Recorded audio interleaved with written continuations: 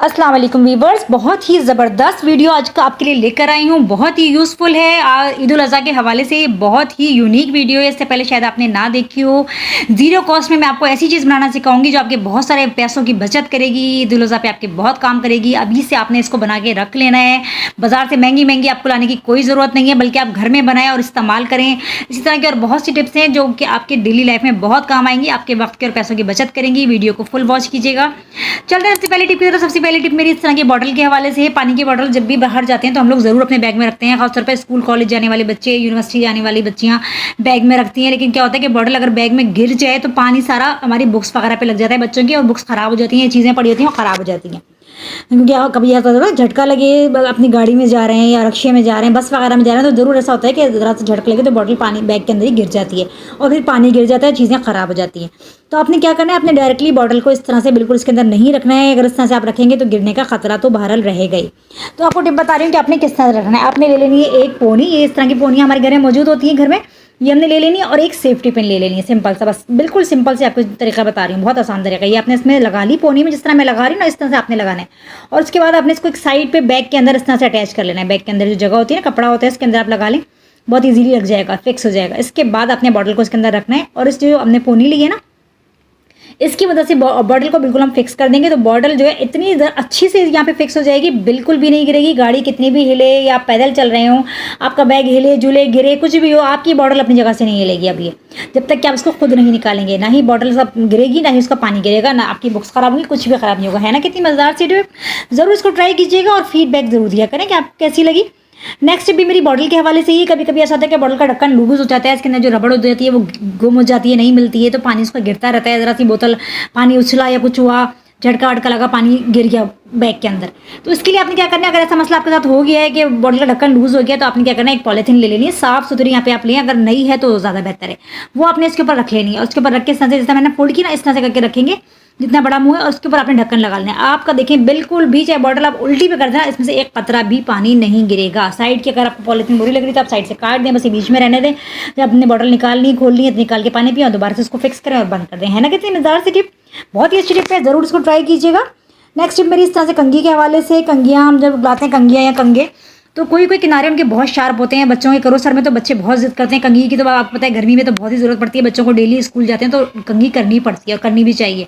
तो अगर किनारे बहुत ज़्यादा शार्प इसके आ गए हैं तो अब ज़्यादा पता है वापस तो नहीं करेंगे। आपने क्या करना है, इस्त्री को ऑन करना है, हल्का सा, आपने तेज़, ज़्यादा तेज़ नहीं करना है, हल्का सा करना है, और उसके ऊपर इस तरह से फेर रहे कंघी को या कंघी को, जो भी जिसके किनारे जिस तरह से शार्प है ना, वहाँ से आप इसको फेरें। आप थोड़ी देर फेरेंगे, आप देखेंगे कि बिल्कुल स्मूथ हो जाएगी, बिल्कुल अच्छी हो जाएगी। चलते हैं नेक्स्ट टिप की तरफ। नेक्स्ट टिप मेरी आमों के हवाले से। आमों का सीज़न है, सबको आम खाने बहुत पसंद है, हर घर में आम होते हैं, और आपको पता है कि आम है भी इतनी ऐसी चीज़ कि हर किसी को ही पसंद होती है। शायद ही कोई ऐसा हो जिसको आम पसंद ना हो। लेकिन बाद लोगों के साथ मसला ये होता है कि आम खाने से उनको दाने निकल आते हैं, उनके पेट में, मैदे में गर्मी हो जाती है, क्योंकि आम गर्म तो होता ही है। तो मैं आपको एक टिप बताती हूँ जिससे कि आपको, आप ना तो आमों की गर्मी होगी पेट में, ना ही आपको दाने निकलेंगे। और फिर एक और अहम चीज़, जो कि आम पकाने के लिए हमारे फल फरोश हजरात रख देते हैं आम की पेटी के अंदर एक चीज़ जो कि बहुत नुकसानदेह है हमारे लिए, तो उससे भी आप बचेंगे। जिसको पता नहीं क्या कहते हैं उसको, वो रखते हैं ज़रूर है पेटी वगैरह में आम पकाने के लिए, तो वो मैंने देखा है कि बहुत ज़्यादा नुकसानदेह, तो वो नुकसान भी आपका निकल जाएगा। आपने क्या करना है, आम खाने से पहले डायरेक्टली आपने बाजार से लाके आम नहीं खाने, आपने पानी ले लेना है एक बोल के अंदर, ठंडा पानी ले लें या आप टैप वाटर भी ले सकते हैं, सादा, मतलब सादा पानी ले लें, और उसके अंदर आपने आमों को भिगो देना है। इसको भिगोना है आपने 1 से 1.5 घंटा, 1 से 1.5 घंटा आम भीगे रहेंगे। उसके बाद आप इनको निकाल के खाएं, इसके अंदर से सारी गर्मी निकल जाएगी, सारी इसके अंदर से जो नुकसानदेह अज्जा है ना, जो कार्बेट की वजह से इसके अंदर हो जाता है, वो सब खत्म हो जाएगा और इसके अंदर ही गर्मी निकल जाएगी। तो ये आम ठंडे हो जाएंगे और आप जो इसको खाएंगे तो आपको ना तो दाने निकलेंगे, ना आपके मैदे में ये गर्मी करेगा, और ना ही इसका जो नुकसान है उसकी वजह से जो पकाने के लिए इस्तेमाल करते हैं वो भी नुकसान नहीं होगा, बहुत ही आपको मतलब फ़ायदा ही होगा। तो आप ज़रूर इस तरह से ट्राई कीजिए, इस तरह से आम को खाएँ। नेक्स्ट टिप मेरी चूड़ियों के हवाले से। जब हम चूड़ियाँ पहनते हैं तो कोई कोई चूड़ी ऐसी होती है कि उसको उतारना बड़ा मुश्किल हो जाता है हाथ से ना, और दर्द हो जाता है उतारने में, टाइट होती है। तो किस तरह से हम इसको उतार सकते हैं, बहुत इजीली। आपने क्या करना है, आपने एक सॉक्स ले लेना है और सॉक्स को लेके अपने हाथ पे चढ़ा लेना है, जिस तरह से मैं आपको बता रही हूँ ना, इस तरह से अपने हाथ पे चढ़ा लेना है। और जो आपकी चूड़ी है ना, आपने उसको इसके ऊपर कर लेना है, सॉक्स के ऊपर कर लेना है। आपको कोई जोर आजमाई करने की जरूरत नहीं है, बस आप इसके ऊपर कर लें और सॉक्स को आहिस्ता आहिस्ता फोल्ड करें, आहिस्ता आहिस्ता फोल्ड करते जाएं। आप देखेंगे कि चूड़ी को कुछ भी नहीं करना पड़ेगा, वो सॉक्स के साथ ही वो चूड़ी उतर जाएगी, चाहे वो जितनी भी आपके हाथ में टाइट होगी ना, इतनी आराम से उतर जाएगी, आपको पता भी नहीं चलेगा। ये देख सकते हैं कितने आराम से उतर गई। ये देखिए आप, ये चूड़ी मैंने उतार ली। इस तरह से अगर टाइट चूड़ी आपके हाथ में आपने पहन ली तो आप इस तरह से बहुत इजीली उसको उतार सकते हैं। चलते हैं नेक्स्ट टिप की तरफ। नेक्स्ट टिप मेरी है पुरानी शर्ट के हवाले से। पुरानी शर्ट्स हमारे घर में पड़ी होती हैं, हम इनको फेंक देते हैं बच्चों की। देखिए मेरी बच्चे की शर्ट है, भी थोड़ी सी फट गई है पीछे से, लेकिन मैंने इसको फेंका नहीं है। मैं आपको बताती हूँ कि मैं इसको किस चीज़ में इस्तेमाल करती हूँ। बहुत ही आपको अच्छा आइडिया जो आपको बताने वाली हूँ। क्या होता है कि हम लोग अक्सर ऑयलिंग करते हैं रात में और लेट जाते हैं तकिए के ऊपर। तकिए का कवर जो होता है वो सारा उसके ऊपर धब्बा पड़ जाता है और बहुत ही गंदा लगता है। और कभी कभी तो इतना ज़्यादा हार्ड होता है वो स्टेन के साफ भी नहीं होता है धुलने के बाद भी। कोई कोई कपड़ा ऐसा होता है कलर लाइट होता है तो वो उतरता नहीं है। आपने क्या करना है, आपने ऐसे डायरेक्टली नहीं लेटना है। आपने पुरानी शर्ट जो आपके पास है ना वो आपने इसके ऊपर चढ़ा लेनी है, कवर के ऊपर बहुत अच्छे से आ जाएगी, पूरी एडजस्ट हो जाएगी। इसके ऊपर चढ़ा लें और उसके बाद आप लेटें। तो जो भी तेल अगर सर पे हमारे लगा हुआ है ना तो इस कवर पे लगेगा, मतलब उस शर्ट पे लगेगा, हमारा कवर तकिए का बिल्कुल ख़राब नहीं होगा। सुबह उतारें और शर्ट को धो लें, साफ हो या ना हो तब भी आपको कोई मसला नहीं, क्योंकि शर्ट तो पुरानी शर्ट है, इस्तेमाल में तो आएगी, लेकिन तकिए कवर आपका सेफ रहेगा।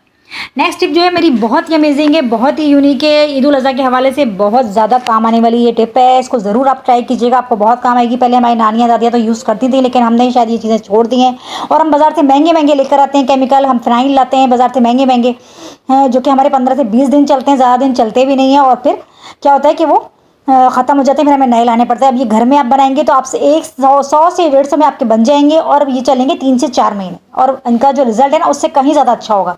इसके लिए हमने क्या किया, इसके लिए हमने ले ली हैं फिनाइल की गोलियाँ, ये आपने देख ली होंगी। और ये हमने वाइट विनेगर लिया है यहाँ पर, ये भी हमारे किचन में मौजूद होता है। इसके अलावा हमने लिया है नमक। नमक मैं पिंक सॉल्ट इस्तेमाल करती हूँ, अगर आप वाइट यूज़ करते हैं तो आप वो भी यूज़ कर सकते हैं। और इसके अलावा मैंने लिए फिटकरी।